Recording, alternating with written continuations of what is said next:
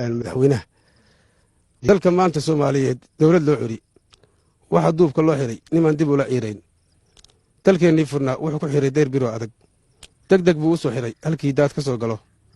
hawlii dadka la haysan jiray daadaha soo yiri dalka laga xukuumaya wixii duulimaad mara wuxuu doorabeeyay ku xiray dakhilkii xamar dow kala hagayiyo dastuur buu ku soo rogay wixii aan diiwaankiisa marin dibad ma aadaan ciidamada kan doonyeeyo daafta hore jooga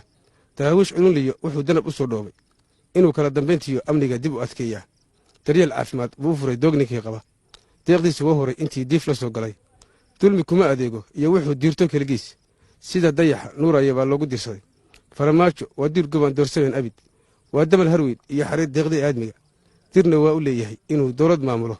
ilaahay dadaalka wadiyo dawga ku sahal dadka waa aqeeshay in badan dunida sii joog waxaan saduunka Soomaaliyeed ugu digayaa dar ilaahigay iyo hadii nabad la doonayo dadku waa duriyad wada dhashiyo dir walaala ah dibdhac bay qabyaaladii dhashay iyo dil iyo leeleel waa inaan darnaashiyo nacaybkii ka darugnaa inagoo xaqoo soo degiyo diinta garanayna dad islaam gaalada ma ay dabadabaystaan waa inaan dadaal wada galnaa oo isdanina isku duubnidan iyo midnimo dawladda saarnaa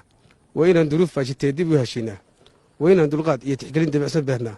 waa inaan isdiiraansanaa diri iyo daabaan waa inaynu duul ayaliyo daacad noqonnaa waa inaan sidii dunyadii la iska daaqtigin waa inuu daliilkiyo sharcigu ina dabaalaa waa inaan dalkeennii burburay dib u aastaynaa waa inaynu dawlad iyo shacab dalaga feernaa waa inaan dawaali u furnaa dahabka ceerin